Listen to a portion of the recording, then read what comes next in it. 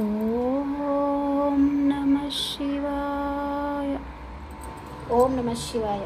త్రయంబకం యజామహే సుగంధిం పుష్టివర్ధనం గురువారుకవిభవందనా ముక్షోర్ముక్షీయమాగ్రజాం త్రయంబకం యజామహే సుగంధిం పుష్టివర్ధనం గురువారుకవిభవందనా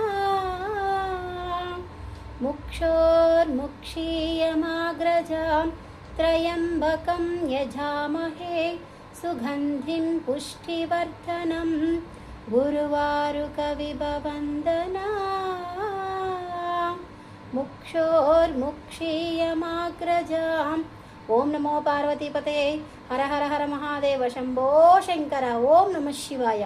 నా పూజా వీడియో మీకు నచ్చినట్టయితే please like, share and subscribe చేసుకోవడం మాత్రం మర్చిపోకండి.